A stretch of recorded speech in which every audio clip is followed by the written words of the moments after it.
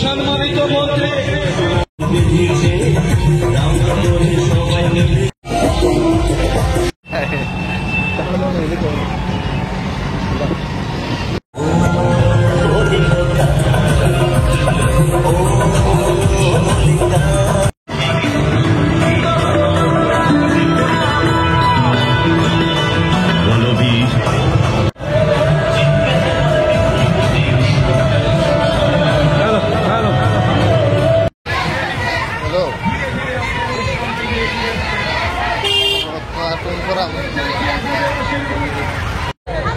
রাস্তা ঠিক না লাগা দুইটা বাইক চালাই না আমি রাস্তা তিনটা নিয়ে আসতো ভালো আছে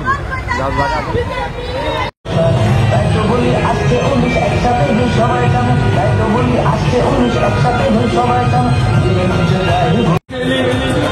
ধীরে ধীরে আপনাদের সামনে দিয়ে এগিয়ে আসি।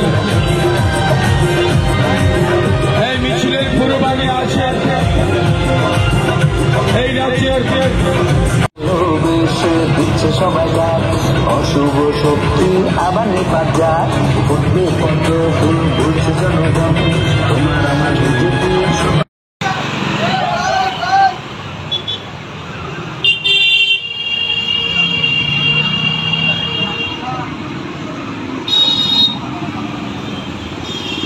দেখুন, ত্রিপুরা রাজ্য আলাদা করে বলার কিছু নেই।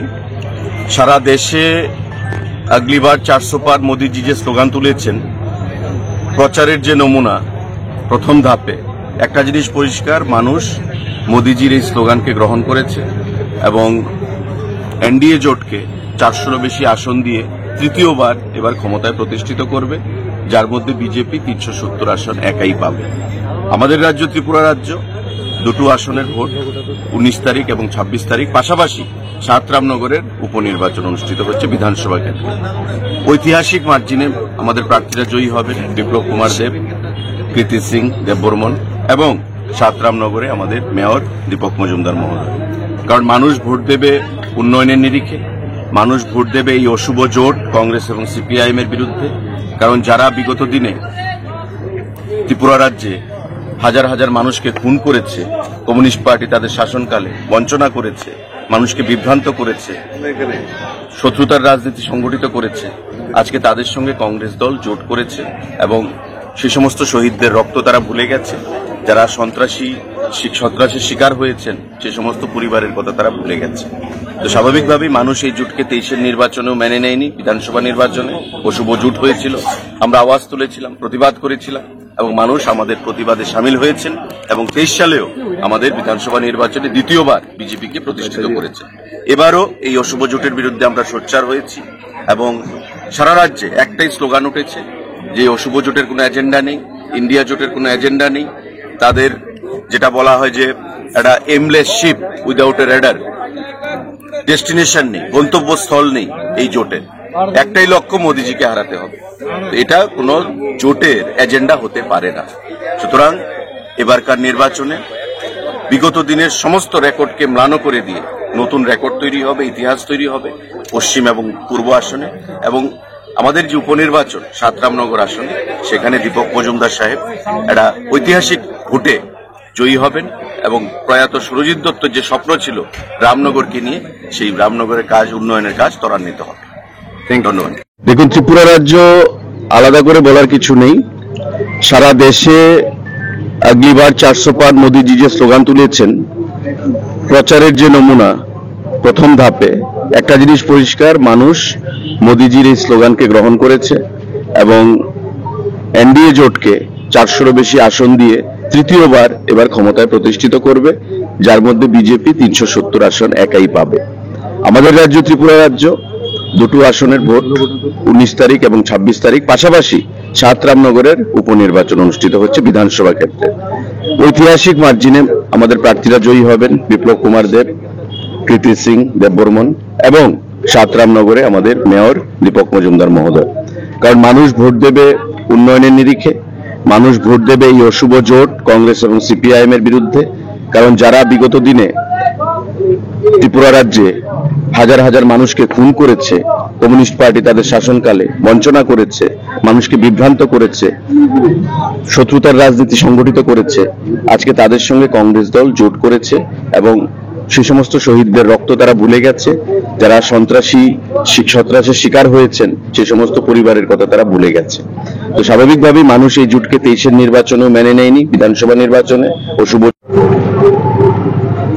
রামনগর বিধানসভা উপনির্বাচনে বিজেপি প্রার্থী অনেক ভোটের ব্যবধানে জিতবে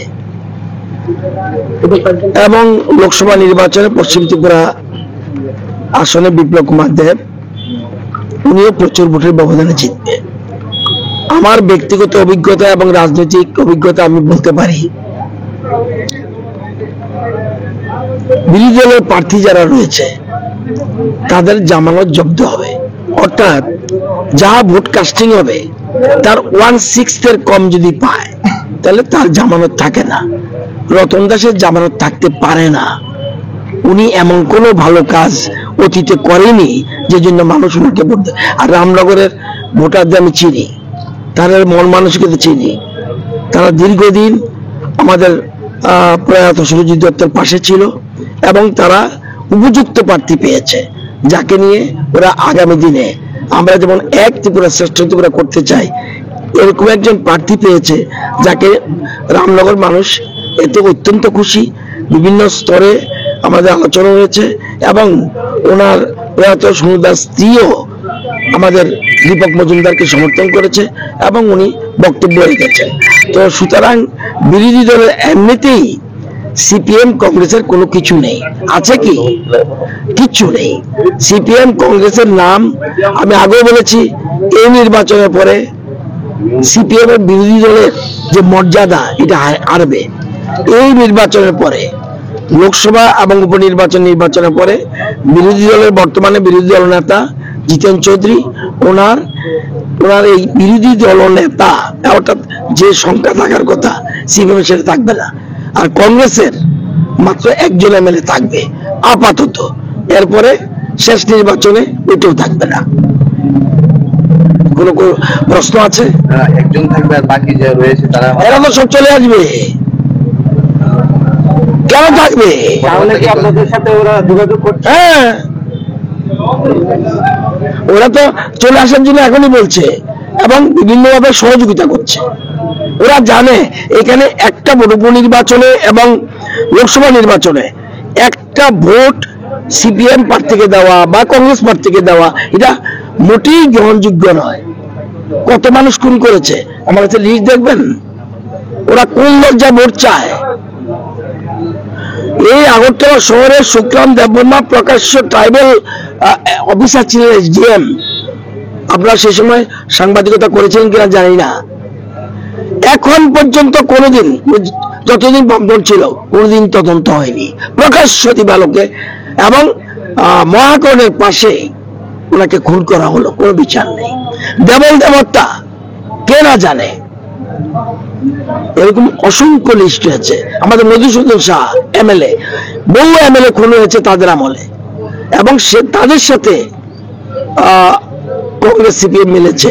কংগ্রেসের কিচ্ছু নেই এবং আমি আগাম বলে দেই, সিপিএম কংগ্রেস ত্রিপুরাতে আর কোনদিন আসবে না। এবং যদি 15-20 বছর কোন পার্টি আসেও কোনো কারণে নতুন নামে নতুন রঙে আসতে পারে, তাদের আসার কোনো সম্ভাবনা ত্রিপুরা রাজ্যে নেই। এটা জেনে রাখবেন। তাদের যে নেতৃত্ব হত্যাগুলোর কথা বলেছেন সেগুলো কি আপনাদের সরকার তদন্ত করে? আমরা কোন কেস ওপেন করতে যাচ্ছি, কোন কেস ওপেন করতে যাচ্ছি। যদিও দীর্ঘদিন আগে খুন, আপনি মনে রাখবেন যে 20 বছর আগে 25 বছর আগে খুন হলে সেই সাক্ষ্য প্রমাণ লুট শেষ হয়ে যায়, অনেকে মরে গেছে। সুতরাং আমরা যদি ওপেনও করি সেগুলি সাজা কিভাবে হবে? আমি যদি তদন্তের আমি সাক্ষী পাবো কোথায়? এটা অনেক আগে এবং সাক্ষ্য প্রমাণ সব লোপাট করে গেছে, প্ল্যান করে লোপাট করে গেছে। বিমল সিনহা হত্যা মামলা সব প্ল্যান করে লোপাট করে গেছে। যতগুলি দেখবেন তাদের আমলে সব রাজনৈতিক হত্যা। আমাদের আমলে কোনো রাজনৈতিক হত্যা হয়নি।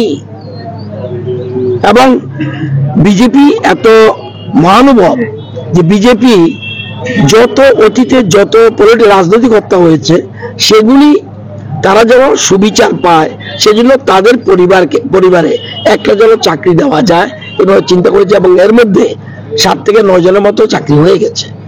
এবং সে সময় কিন্তু বিজেপি লোক ছিল না, ওরা কংগ্রেস ছিল। তাদের পরিবারে কিন্তু আমরা সাহায্য করেছি এবং তাদের পরিবারে চাকরি হয়েছে। সুতরাং বিজেপি এক ব্যতিক্রমী পার্টি, রাষ্ট্রবাদে বিশ্বাসী। আর কোন ভারতবর্ষে এখন কোন রাজনৈতিক দল নাই। সবাই কাকে জিজ্ঞেস করবেন ভোট কাকে দেবেন, জিজ্ঞেস করবেন কাকে ভোট, জিজ্ঞেস করবেন নিজের বাড়ির ছেলে মেয়েরা যারা স্কুল কলেজে পড়ে তাদেরকে জিজ্ঞেস করবেন ভোট কাকে দেবেন, ছেলে উত্তর দেবে মোদিকে দেবে। মা বাবা জিজ্ঞেস করবে ছেলেকে মেয়েকে, যে জিজ্ঞেস করবে কাকে ভোট দেওয়া, বলবে মোদিকে। আজকে সেই জন্যই এই দীপক মজুমদার এবং বিপুল ভোটের ব্যবধানে রামনগর উপনির্বাচনে জয়ী হতে যাচ্ছে। এটা সময়ের অপেক্ষা মাত্র।